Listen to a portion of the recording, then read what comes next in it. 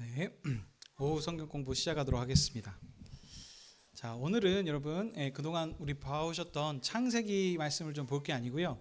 오늘은 특별하게 좀 그 유아 세례의 교육을 좀 하려고 합니다. 우리 지난번에 우리 유아 세례 대상자들이신 부모님들을 대상으로 했던 교육인데 이거를 좀 함께 같이 좀 우리 교인분들하고도 함께 나누면 좀 좋겠다라는 생각이 좀 들어서 오늘은 요 주제를 가지고 좀 함께 이야기를 좀 나누면 좋겠습니다.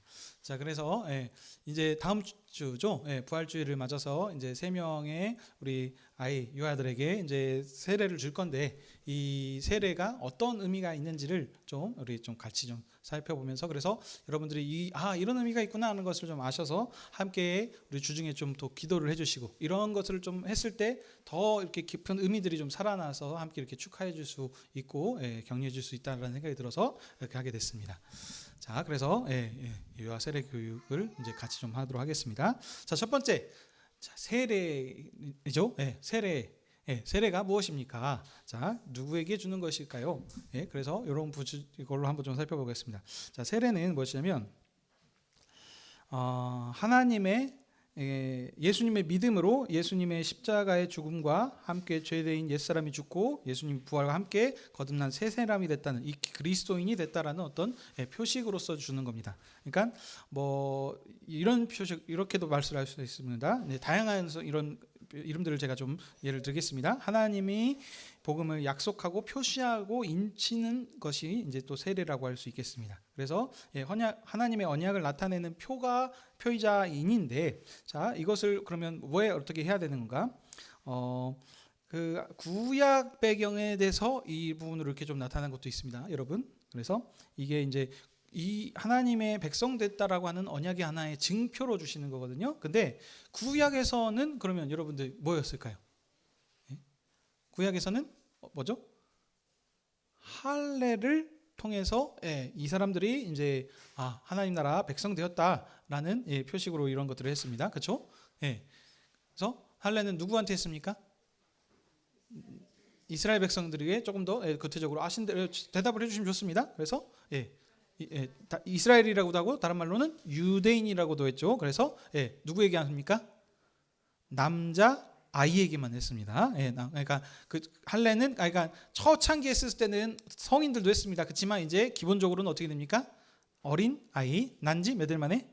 8일 만에 이렇게 하게 됩니다. 그래서 이런 할례를 통해서 이 사람들이 하나님의 언약의 백성이다라는 어떤 표시의 것으로 이렇게 했습니다. 자, 근데 요즘도 여러분 할례 합니까? 할례 여러분들 자, 이렇게 질문을 바꿔보겠습니다. 할례가 뭐 하는 거죠, 여러분? 복용 수술을 하는 겁니다. 자, 복용 수술은 지금도 하고 있습니다. 하고 있죠. 자, 그러면 그 복용 수술이 지금의 할례와는 다른 의미라는 거 여러분들 아시죠? 그래서 지금은 그러니까 어떤 언약의 의미로 상징으로서 하는 것이 아니고, 이거는 그냥 그 개인의 취향에 따라서 아니면 또 위생적으로 이런 것이 더 좋다더라라고 하는 어떤 그런 이런 것으로 하는 것이지, 우리는 이제 예수님을 믿었기 때문에 그래서 할례를 받아야 된다 해가지고 자, 여러분들 복용 수술하세요 이러시면 안 되는 겁니다. 이거는 구약의 법입니다. 그래서 구약 시대는 이렇게 했었지만 이제 신약 시대가 되지 않습니까? 그래서 이제 신약 시대는 할례를 하는 것이 아니고 어떻게 합니까? 세례라는 것을 합니다. 그래서 세례가 어떻게 하는 거죠? 물로 정결케 입었다라는 것으로 행하는 그 의식입니다. 자, 그래서 이제 신약 백성인 사람들은 예수님께서 이제 세례 받으신 것처럼 이렇게 물로 정결케 하는 이 세례 의식을 하게 됩니다. 그래서 이 세례는 누구한테 그러면 주는 겁니까? 남자한테만 줍니까? 유대인한테만 주는 겁니까? 누구한테 주죠? 아까 제가 말씀드렸습니다. 누구를 믿는 사람? 예수 그리스도를 주님으로 왕으로 믿는 사람들에게 그런 믿었다는 그런 증거로서, 표식으로서 인을 치고 하는 것이다라고 했습니다. 그래서 여기 이 세례는 유대인한테만 주는 것이 아니고 남녀노소, 빈부귀천 뭐 이런 식으로 이렇게 다 주는 겁니다. 그래서 하는데 기본적으로 근데 이 세례는 지금 그럼 결국엔 지금 계속 원래는 누구한테 줬었냐면 예수님을 왕으로 고백할 수 있는 그 신앙을 인지하고 있는 그 성인들을 대상으로 이렇게 주는 게 세례였습니다. 그렇죠? 기본적으로는 그렇게 됩니다. 자, 근데 참 이것도 여러분들 궁금하실 것 같아요. 혹시 여러분 세례는 아시고 혹시 침례도 들어보셨습니까? 침례와 세례의 차이점이 무엇이죠? 물속에 풍덩 담은 것이 이제 침례인 것이고, 세례는 그냥 위에 머리만 이렇게 살짝 물 적시는 것을 세례라고 합니다. 자, 그러면 여러분 세례가 맞을까요? 침례가 맞을까요? 네, 좋습니다. 네, 네, 저희 성도님들 수준이 너무 좋습니다. 네, 둘 다 상관없는 것입니다. 네, 맞습니다. 예, 너무 감사하네요. 이렇게 확실하게 대답을 해주는 게 저 처음이라서 제가 놀랐습니다.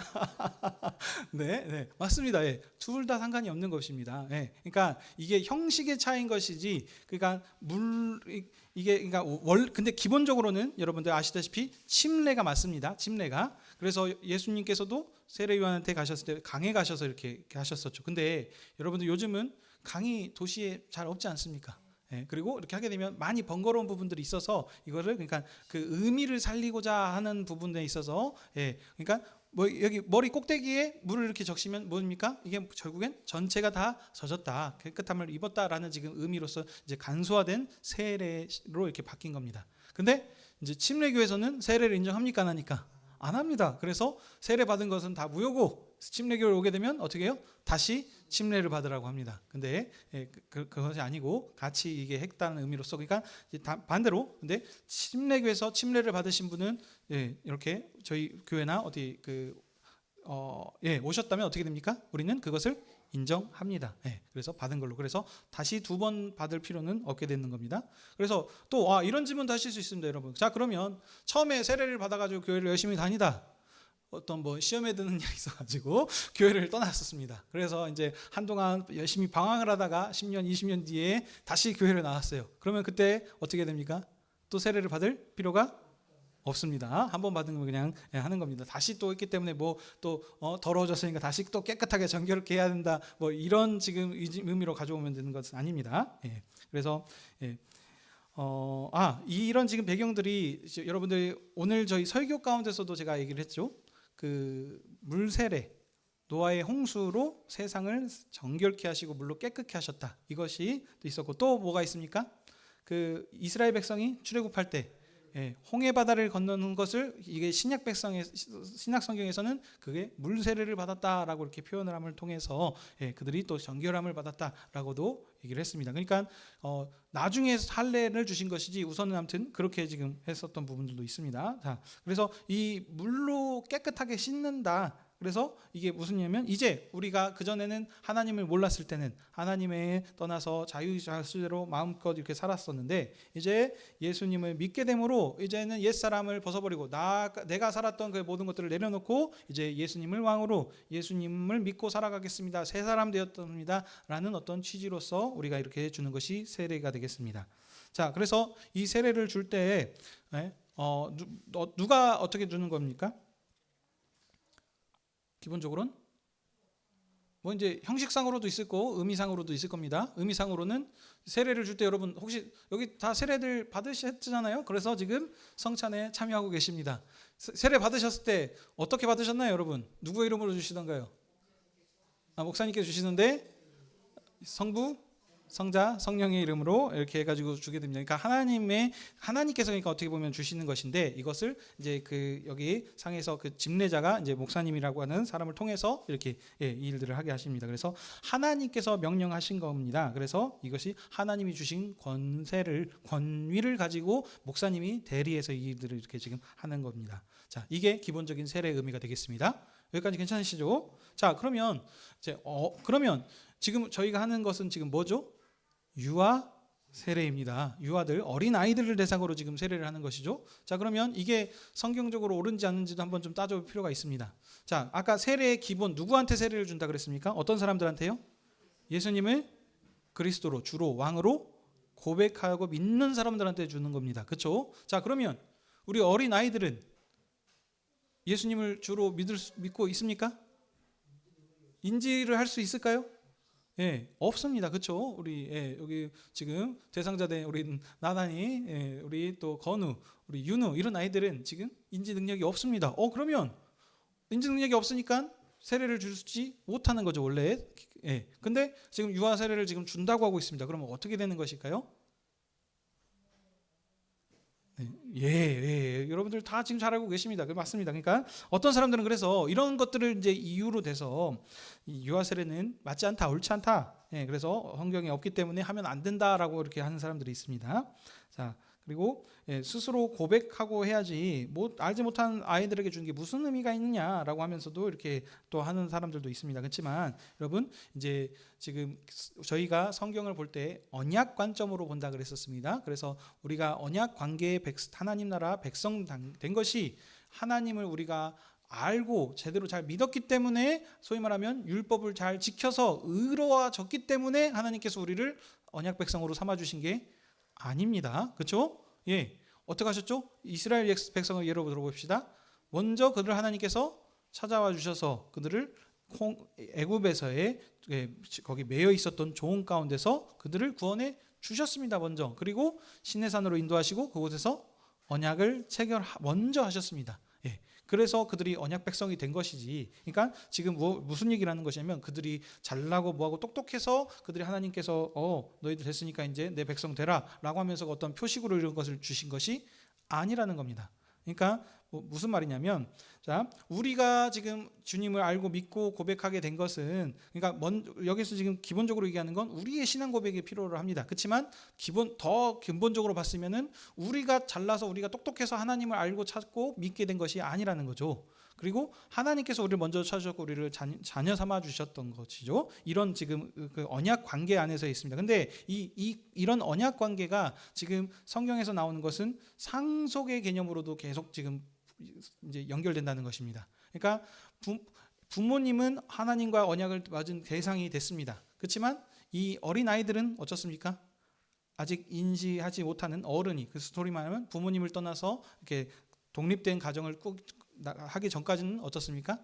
부모의 권세 아래, 부모님의 그 관리 아래 이렇게 지금 매이게 되는 것입니다. 이게 기본적인 성경의 개념입니다. 그래서 제가 여러분들 그 예전에도 한번 말씀드린 적이 있습니다. 그 에베소서 말씀들 이런 데 보면은 또 자녀들아 뭐 해가지고 너희 부모의 말씀을 또 순종하고 말아 뭐 하는 이런 얘기들 여러분 이제 들었던 거 기억나시죠? 근데 이게 지금 누구한테 하는 말씀이라고 우리는 그냥 기본적으로 생각했습니까? 어린 아이들이라고 생각을 했다 그랬습니다. 하지만 여러분들 성경의 기본 개념은 어린 아이들한테 하나님께서 직접적으로 말하신 부분들이 하나도 없습니다. 왜냐하면 그들은 언약의 대상자가 아닙니다. 언약은 누구한테 맺으셨냐? 어른들이라는 거죠. 민수기에서도 그 사람이 수를 세지 않습니까? 어떤 사람들을 셌습니까? 20세 이상으로 전쟁에서 싸움에 나갈 자들을 했습니다. 아이들은 숫자에 들어가지 않았거든요. 이 아이들은 그러니까 이 구약의 개념에서는 뭐냐면 성인이 되기 전까지는 부모의 권세 아래 권위 아래에 이렇게 매이는 것입니다. 예, 그래서 이들은 언약의 대상자들이 아닙니다. 그렇기 때문에 하나님께서 이 언약의 대상자들이 아닌 그 대상들을 대상으로 직접적으로 이렇게 하라 저렇게 하라라고 하는 부분들이 아닙니다. 그러면 분명 자녀들아라고 이렇게 얘기했는데 이 자녀는 지금 무엇이냐면 어린 나이의 자녀가 아니고 30대, 40대, 50대 되시는 부모님이면서 또 한편으로는 자녀가 되시는 그분들의 대상으로 지금 얘기를 하는 겁니다. 그렇죠? 여러분들 자녀가 있으신 분들은 지금 부모님이시죠. 그렇죠? 그렇지만 지금 자신들을 낳아주신 부모님도 계십니다. 그래서 30대, 40대 분들은 부모님이 50대, 60대이실 거고 50대 되신 분들은 부모님이 70대, 80대 되시는 부모님들이 있으실 겁니다. 그렇죠? 그렇기 때문에 이거는 지금 이 언약의 대상자들인 그들이 너희들 다 컸으니까 마음대로 하지 말고 부모를 공경하고 네 부모에 대해서 이런 것들을 섬기고 하라라고 하는 지금 그들을 처음 대상으로 얘기를 하신다는 겁니다. 어린 아이들한테 부모의 말씀 순종하고 잘해야 돼라고 이렇게 지금 얘기하는 게 아니라는 겁니다. 이게 기본 개념입니다. 성경에선. 예. 어린 아이들은 그냥 부모님이 알아서 하는 겁니다. 그래서 부모님한테도 다 얘기하시지 않습니까? 너희 부모 오늘 우리 또 이게 감사하게 항상 제가 이제 주일학교나 설교나 이런 성경 공부를 하게 되면 본문들이 연결되는 부분들이 많은 것 같습니다. 그래서 오늘 우리 주일학교에서 신명기 모세가 얘기하는 게 뭐였습니까? 자녀들한테 이것을 부지런히 가르쳐서 이것을 언약이 끊이지 않도록 계속하라라고 해서 얘기하지 않습니까? 이와 같이 그러니까 부모님한테 자녀 교육을 맡겼지 자녀들한테 부모님 뭐 잘 따라 이렇게 지금 얘기하는 부분들이 아니라는 겁니다. 기본적으로는. 예. 지금 여기까지 괜찮으시죠? 그러면 뭐냐면 지금 이 유아 세례는 어떻게 주는 것이냐? 부모 아래 속해 있기 때문에 부모님 때문에 받는 것이 유아 세례의 기본 개념입니다. 부모님 때문에. 그러니까 우리가 하나님 나라 백성 되었다는 것이 하나님을 제대로 알고 우리가 막 정말 깨끗한 의로운 사람이라서가 아니고 그 언약 때문에 우리가 하나님 나라 백성 된 것이고 우리가 하나님 예수 그리스도로 인해서 우리가 하나님을 아빠 아버지라고 부르는 그 지금 관계에 드러난 것처럼 그 속 안에 권세 아래 속한 자들은 그러면 전부 다 언약 백성으로 다시 취급을 해주시는 겁니다. 부모님 소위 말하면 그러니까 지금 다시 정리하자면 지금 좀 설명을 길게 했는데 한마디로 부모의 믿음을 보고 지금 유아 세례를 주는 겁니다. 근데 부모가 믿음을 보기 때문에 그 지금 부모 안에 속해 있는 자녀들은 누구한테 속한다고요? 부모님에게 속하기 때문에 그들은 부모님과 같이 동급으로 쳐주는 겁니다. 그러니까 그들이 우리 자녀가 신앙이 연약하고 그러니까 유아뿐만이 아닙니다. 지금 우리 초등학생 정도 된 우리 하승이 하은이 정도만 되더라도 이들이 지금 글쎄요 이제 인지할 수 있는 나이가 됐을 수도 있고 모를 수도 있습니다. 하지만 아직 뭐 하나님을 고백할 수 없다라고 하는 지금 상황이라도 그들도 여전히 하나님의 언약 백성으로 하나님께서 쳐주신다는 겁니다. 왜냐하면 부모의 권세 아래 부모님의 그 상속의 그 안에 지금 포함되어 있기 때문에 그들도 하나님께서 그렇게 봐주신다는 겁니다. 독립하기 전까지는 여전히 부모 아래 속한 자들인 겁니다. 예, 그래서 이제 한 몸을 이루고 이제 나가서 그렇게 됐을 때는 이제는 스스로 본인이 이제 하나의 한 몸으로서 이제 그것들을 이뤄 나가는 것이지만 그 전까지는 부모의 권세 아래입니다. 자, 그래서 이 부모의 믿음으로 이렇게 주는 것이 유아 세례인 겁니다. 예, 여기까지 괜찮으시죠? 예, 그런데 근데 이 유아 세례를 또 주는 부분에 있어서 생각할 것이 어떤 케이스들을 줄 수 있는가입니다. 양쪽 부모가 믿는다면 더할 나위 없이 좋죠. 예, 그렇지만 반대로 한 부모만 믿고 한 부모는 믿지 않는다면 어떻습니까? 예를 들면 엄마가 믿어요. 근데 아버지는 믿지 않습니다. 아니면 반대가 될 수도 있겠죠. 이때는 어떻게 합니까? 이때도 한 부모만이라도 믿어도 상관없습니다. 그래서 그 부모가 믿음을 가지고 이 자녀를 하겠다라는 신앙이 있으면 그 믿음을 보고 유아세례를 줄 수 있습니다. 네. 자, 그리고 또 이런 게 있습니다. 지금 우리 교회도 지금 그런 경우가 있죠. 우리 또 예를 들면 안 믿는 아이가 이렇게 올 수 있지 않습니까? 아니면 부모님이 일찍 돌아가셨어요. 고아가 되는 경우들도 있지 않겠습니까? 그렇죠? 그럼 이 경우들은 어떻게 합니까? 부모님이 없으니까 언약의 대상자가 사라져 버리지 않았습니까? 그러면 어떻습니까? 부모 원래는 줄 수 없는데 어떻게 주냐면 이제 여러분들 아시다시피 그 대리자, 다른 말로는 그러니까 대부라고도 하죠. 데모 이런 얘기 들어보셨죠? 그래서 카톨릭에서도 보면은 그 대신하에서 그러니까 이 생활을 책임지고 하는 그 정도가 아니고 지금 언약 관계 아래서의 지금 항상 그것을 생각하셔야 됩니다. 지금 얘기하는 건 그냥 삶을 책임져 줘 가지고 먹고 살 수 있도록 이렇게 도와주고 이 정도가 아니고 지금 언약 안에서 신앙으로 이 아이를 책임지고 이렇게 키워내겠습니다라는 어떤 그 서약 어떤 그런 것들을 지금 대신해서 대리모나 그러니까 대부나 대모를 세워서 이렇게 줄 수 있습니다. 그래서 그 역할을 지금 우리 원래 이제 할머님이 하시려고 했었죠. 그래서 할머님이 열심히 아침마다 데리고 오셔가지고 주일학교부터 해가지고 지금 하고 계시지 않았습니까?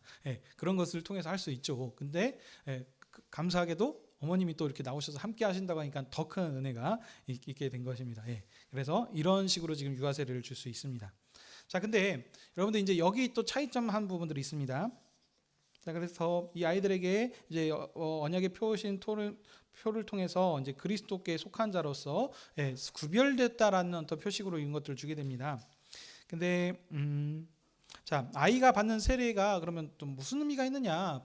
부모님이 신앙이고 아이는 아무것도 모르고 그냥 하고 있을 텐데라고 생각하시면 안 되는 게 그 언약 상속, 요 개념들을 여러분들이 보시고 우리가 지금 그 항상 접근해야 된다는 겁니다. 그래서 그 믿음을 보고 이제 이렇게 주는 것인데, 자 이제 여러분들이 조금 이제 생각하셔야 하는 게 뭐냐면,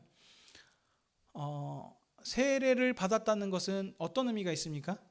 아까도 제가 말씀드렸지만 이제 세례를 받았으므로 하나님을 믿음으로 이제 나는 옛사람이 아니고 새 사람으로 새 백성으로 하나님 나라 백성 된다라는 지금 표식이라고 하지 않습니까? 그래서 이 세례 받은 자들이 누릴 수 있는 특권이 있습니다. 무엇입니까? 성찬에 참여할 수 있다는 것이 특권이 있습니다. 그래서 이 세례 받은 자가 이제 주님을 믿는 사람들이죠. 그래서 이 사람들이 구원받았다는 표시를 받은 자들이 어떻습니까? 주님의 상이라고 불리는 이 성찬식에 함께 참여하고 떡과 잔을 받을 수 있는 그 권리가 생기는 것이 이 세례 교인의 어떤 특권이라고 할 수 있겠습니다. 자, 근데 그러면 우리 유아들은 어떻습니까? 줘야 될까요? 말아야 될까요? 이 부분들은 자 이제 여기서 이제 조금 이제 차이점이 발생한 부분이 있습니다. 기존에 우리 그 장로 교회에서는 우리 어린아이들은 성찬에 참여할 수 없습니다. 왜냐하면 이들은 신앙을 아직 고백하지 않았기 때문에 주를 주님으로 이렇게 고백할 수 없기 때문에 성찬은 참여를 못합니다. 그래서 세례는 줬지만 언제부터 성찬에 참여할 수 있는가? 나중에 13세, 16세 이때 됐을 때 입교 문답이라는 것을 하게 해가지고 이때부터 이제 자기가 신앙을 하나님을 믿습니다라고 고백했을 때 이때부터 이제 성찬에 참여할 수 있게 하는 게 기본 장로교에서 하고 있는 방법들입니다. 자, 근데 여러분들 저희 교회는 지금 어떻게 하고 있습니까? 지금 이 법을 따르고 있습니까? 아닙니다. 저희는 지금 유아 세례를 받은 사람들도 다 주님의 상에서의 떡과 잔을 받을 수 있게 지금 하고 있습니다.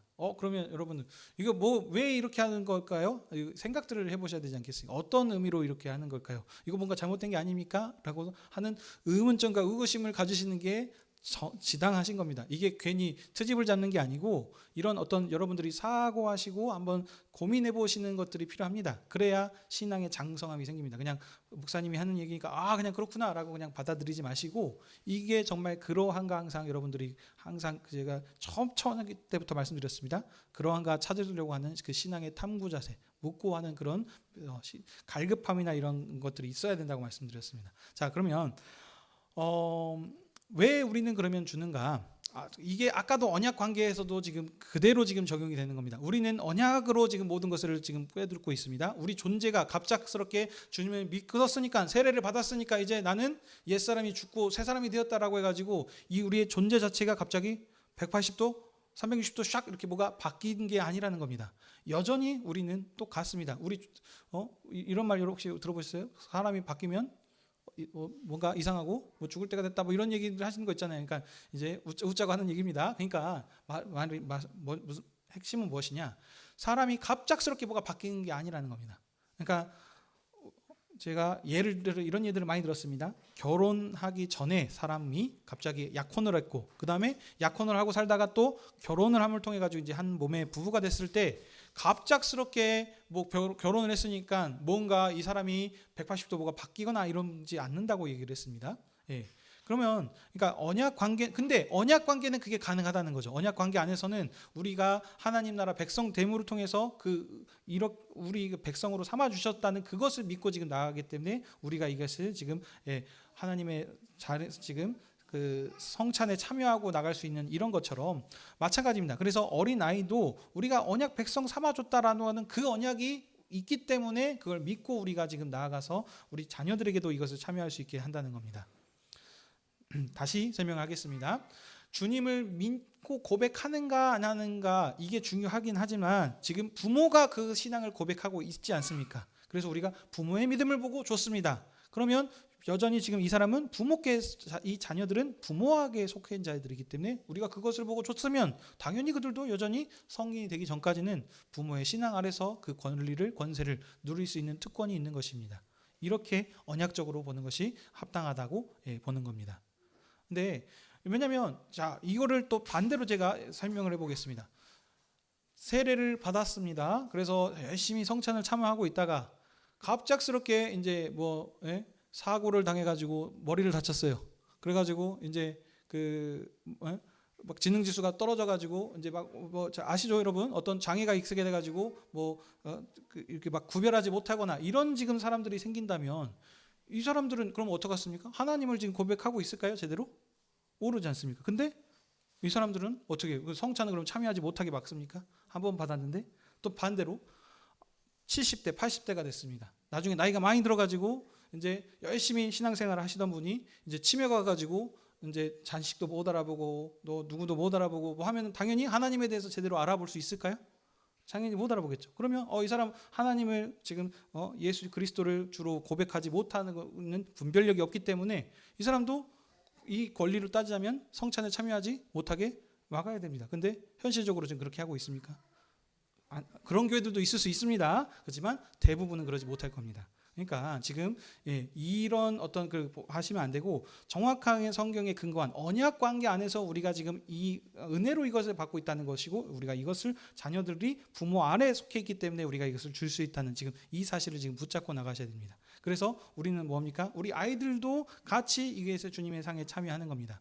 이게 구약에서도 마찬가지 우리가 볼 수 있습니다. 할례 받은 자들이 어린 아이들입니다. 할례 어린 나이 때 받았거든요. 근데 그들이 어린 나이가 됐다 그래서 뭐 주님의 앞에 나올 때 있어서 그 구약 시대는 좀 제약이 있었습니다. 그렇지만 우리는 어떻습니까? 신약 시대에서는 어린 아이가 예수님께 나오는 것을 예수님께서 막지 말라라고 하시면서 지금 자유롭게 지금 더 넓혀가서 확장해가고 있지 않습니까? 다릅니다. 그래서 지금 현재는 우리 교회는 그래서 유아 세례를 받은 아이들을 이제 다음 주에 이제 받게 된다면 우리 나단이, 우리 건우, 윤우 이 아이들이 이제 그때부터 바로 성찬에 함께 참여할 수 있게 되는 것입니다. 여기까지 괜찮으십니까? 예. 자, 그러면 이제 유아 세례를 줬습니다. 줬으면 땡인가요, 여러분? 준다라고 하는 것은 지금 어떤 의미가 있다 그랬죠? 부모의 신앙을, 그 대리자의 신앙을 보고 내가 하나님을 믿습니다. 그래서 제가 이 하나님 백성답게 키워내겠습니다라는 어떤 서약도 함께 있는 것입니다. 그렇죠? 아닙니까? 예, 맞습니다. 예, 그렇죠. 예, 그래서 세례를 지금 받겠다는 것은 부모를 보고 주는 것입니다. 여러분, 어린 아이들이 우리 촉법소년이라고 혹시 여러분 들어보셨습니까? 예, 뭡니까? 미성년자들은 법적으로 이게 범죄를 저질러 책임을 집니까 안 집니까? 안 집니다. 왜냐하면 그들은 어리기 때문에. 그래서 어떻게 합니까? 그 책임을 누가 대신 지죠? 부모가 대신 지는 것과 같습니다. 예, 이게 이런 게 어떻게 보면 언약적인 관계에서도 지금 그것이죠. 자, 그러면 부모가 신앙 고백을 했다면 이 자녀들에게 어떻게 합니까? 하나님 앞에서 함께 언약, 서약을 하고 같이 한 겁니다. 그러면 지금 부모의 믿음을 보고 줬기 때문에 이 아이들을 어떻게 해야 됩니까? 당연히 믿음의 상속자들로 다음 세대로 언약을 이어받을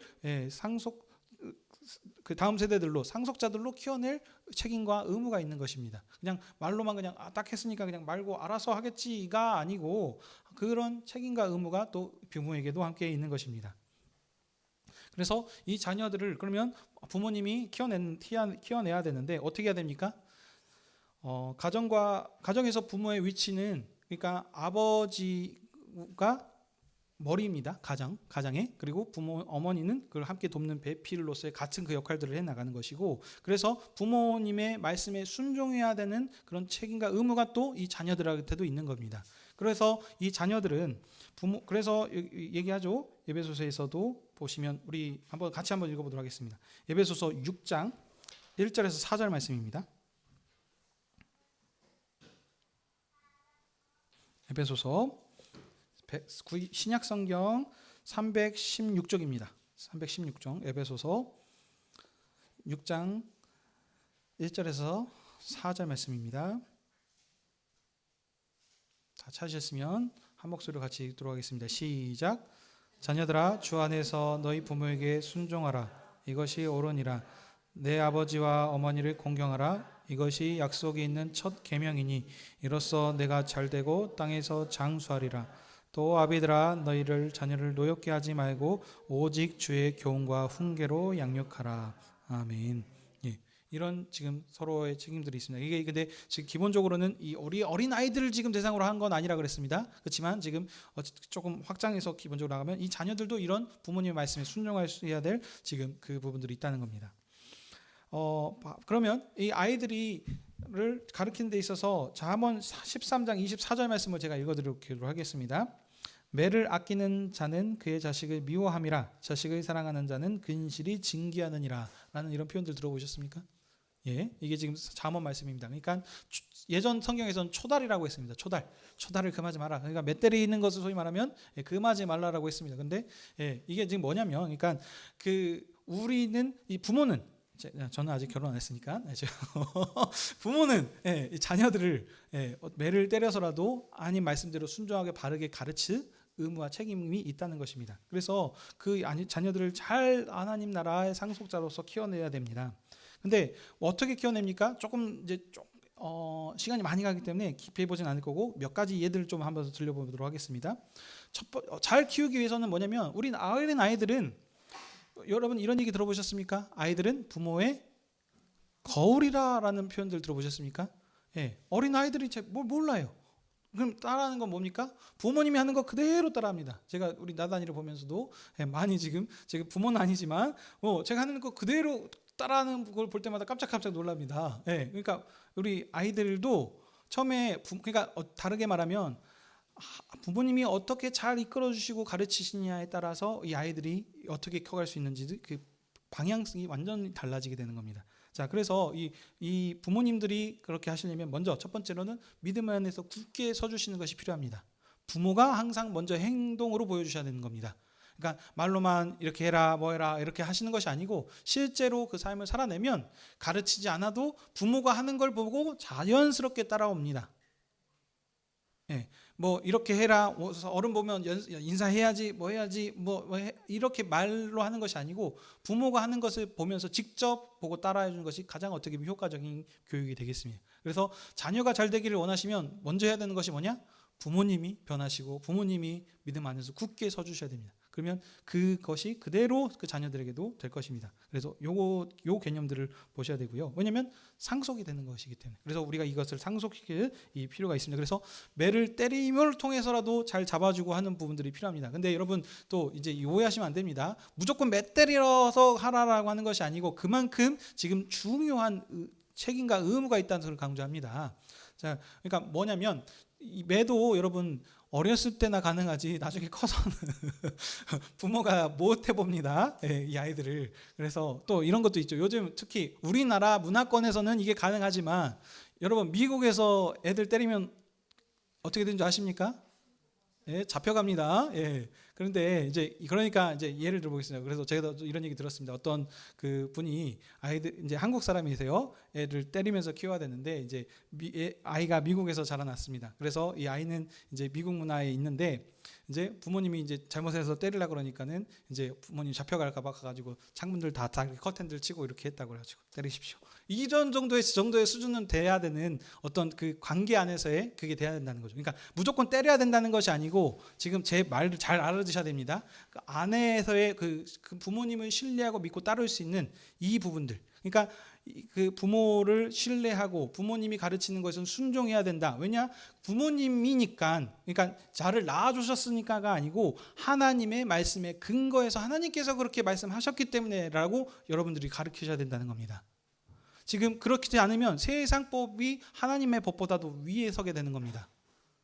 우리는 근데 여러분 아시죠? 지금 우리가 이 아이들을 주는 것이 세상 사람들로 키워내기 위해서 주는 것이 아니고 하나님 나라 백성으로 믿음으로 언약으로 키워내겠다라고 지금 서원하시는 거 아닙니까? 그러니까 사람의 법, 세상의 법이 아니고 하나님께서 가르쳐 주신 대로 하나님의 말씀답게 순종하면서 살라라고 가르치는 것이 부모가 해야 된다는 것입니다.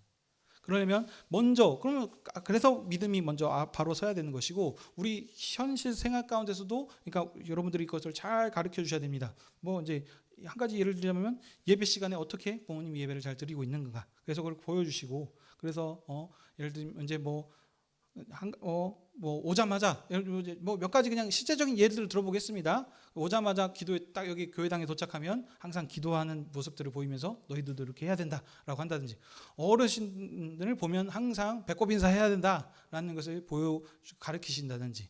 그래서 어떤 분들은, 저도 이런 분들도 봤습니다. 우리 장로님은 아주 그래도 너그러우신 분이 말로만 하시지 실제로 안 하시거든요. 다른 분들은 나갔다 다시 들어와 그래가지고 다 제대로 인사할 때까지, 안 됐어 또 나가, 10번이 돼가지고 제대로 이렇게 인사시키고 하는 분들이 있으시기도 하고, 아니면 부모님을 뭐라 그러시는 부분도 있습니다. 그래서 부모가 하는 걸 보고 자녀가 그대로 따라할 수 있도록, 지금 이렇게 하라는 것이 아닙니다, 여러분. 제 또 이게 하나의 룰이 돼가지고 목사님이 이렇게 시키라니까 하라고 하는구나라고 이걸 그 방법론을 붙잡으시면 안 되고요, 여러분. 원리를 붙잡으시라는 지금 취지입니다. 설교 가운데서도 항상 설교가들이 우리 이렇게 하면 복 받습니다, 이렇게 하시니까 뭘 하십니다, 노아가 하나님께 뭐 제사를 드렸습니다, 그래서 이렇게 했더니 하나님께 받으셨습니다, 우리도 이렇게 합시다라는 방법론을 붙잡으시면 되는 것이 아니고, 하나님께서 말하고자 하는 언약의 지금 그 내용들, 그 원리를 붙잡으셔야 된다는 겁니다. 네, 지금 이 방법이 지금 정답이라고 지금 가르친 게 아닙니다, 여러분. 착각하시면 안 됩니다. 지금 그와 같이 우리가 실삶 가운데서 보여줄 필요가 있다는 거죠. 예배 시간은 하나님께 예배하는 시간이다. 떠들어서 되겠느냐? 저희 안에 가서 저기 안에서만 놀아라. 바깥에 평소 때는 이렇게 놀아도 상관없지만 장난감은 이 안에서만 되는 거야. 예를 들면 이런 걸 가르쳐 준다든지. 예. 제가 뭐 이거는 각자 부모님들이 알아서 얘기하시는 겁니다. 그러니까 저는 기본적인 하나 예들을 들어봅니다. 그리고 이게 부모가 또 하는 것들이 있고, 여러분들 또 한 가지 더 확장해 보겠습니다. 이게 개인만이 아니고 교회에서 지금 주는 겁니다. 교회는 공동체 개념이 들어 있습니다. 하나님은 개인 구원도 있지만 나라 구원을 항상 얘기하시거든요. 공동체 안에서 어떻게 그 약사를 이뤄 가시는가, 그 공동체에게 주시는 거기 때문에, 여러분들 이 교회 안에서의 공동체, 요즘 핵가족들로 해가지고 다 개인주의들이 많이 강해지지 않았습니까? 근데 우리 교회 안에서 어른들과 또 이런 많은 분들과 함께 하면서 공동 육아 같은 개념도 있는 겁니다. 그래서 거기에서 예절도 배우고, 우리 다른 분들을 통해서 부모가 자기 자녀의 볼 수 있는 부분만 보는 경우들도 있거든요.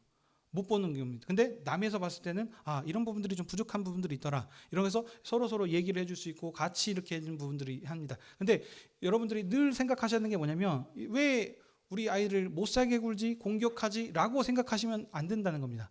우리 모든 사람들 가운데 항상 있어야 되는 것이 늘 좋게 생각하는 것. 저 사람이 나를 싫어해서, 어떤 미워해서 어떤 그런 악한 말을 하는 것이 아니다. 늘 항상 사랑의 마음으로 공동체 교회를 위해서 하나님이 원하시는 어떤 그런 가르침을 가르치기 위해서 지금 이런 말을 한다라는 그런 늘 생각들이 우리 모두에게 있어야 됩니다. 이게 여러분들이 저를 바라보셨을 때도 마찬가지고, 목사님이 하는 부분에 있어서 의구심을 가질 수 있습니다. 왜 목사님이 이러셨을까? 그때 안 좋게 왜 저러서 나를 싫어하는 부분들을 하셨지? 그때에 여러분들이 가지셔야 되는 기본적인 생각들이 뭐냐? 그 선한 마음.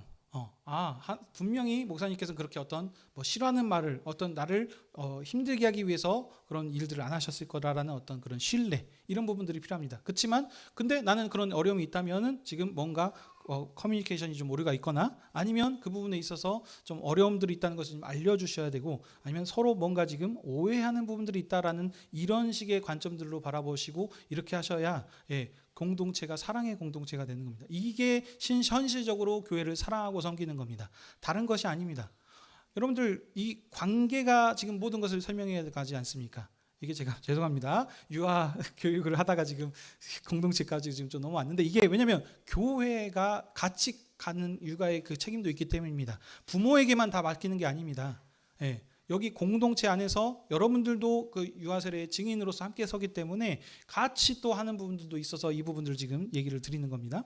그래서 같이 하셨을 때 오해하시고 그러시면 안 된다는 겁니다. 그리고 혹시 그런 부분들이 있다면 이제 살짝 얘기를 해주셔야 돼서 서로 좀 조율해 갈 필요는 있겠습니다만, 이게 지금 함께 서로 사랑함의 공동체를 이뤄가는 그런 실제적인 예입니다. 관계라 그랬습니다. 서로 친한 사이끼리는 이렇게 저렇게 말해도 시골 할머니들 이렇게 내 똥강아지 맞는가 이 똥강아지라는 표현이 좋은 표현이 아니죠. 근데 이것으로 상처받는 사람 아무도 없습니다. 왜냐하면 관계가 되니까 서로 이게 이런 의미로 하는 거구나라고 이해를 하기 때문입니다. 이런 관계가 우리 모든 성도님들 가운데에서 있기를 주님의 이름으로 축복합니다. 예, 이게 되셔야 됩니다. 그러니까 저 사람이 나를 싫어해서 하는 것이 아닐 것이다. 예, 그 안에서 서로 소통하고 믿어주고 함께 그리스도 안에서 이 자녀들을 이 믿음의 세대로 잘 양육해 가서 우리 이 유아 세례를 통해서 교회가 더욱더 한층 더 성숙해 가시길 주님의 이름으로 축복합니다. 네, 자 여기까지 하려고 합니다. 질문 있으실까요? 네, 웃고 계시길래 뭐가 있으신가 해서. 네, 자 그럼 여기서 기도하고 마치도록 하겠습니다. 아버지 하나님, 오늘 또 유아세례 교육이라고 하는 제목으로 함께 우리 모든 성도님들이 같이 복음을 나눴습니다. 다음 주에 우리 3명의 유아들을 또 주님의 백성으로 키우겠다라는 서약을 하면서 함께 또 세례를 줍니다. 주님, 이 시간들을 통해서 이 서약을 했던 부모님들이 정말 말뿐만이 아니고 삶 가운데서 그런 모범이 보일 수 있도록 모범 부모님들의 믿음과 신앙을 굳건히 세워 주시옵소서.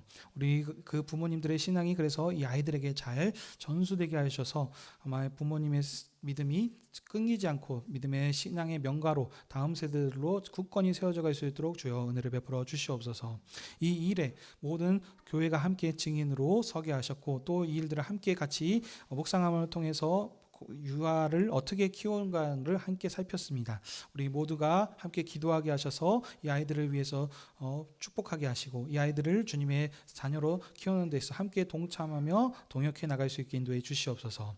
다음 주에 또 세례식 가운데 또 부모님들과 또 친지 가족들도 함께 참여하게 하셔서 이 기쁨의 자리에 이 정말 놀라운 은혜의 자리에 함께 참여하게 하셔서 그 기쁨을 같이 누리고 함께 축복할 수 있는 시간 되게 허락하여 주시옵소서. 모든 것을 주님께 부탁드리며 이번 말씀 우리 주 예수 그리스도의 이름으로 기도드립니다. 아멘.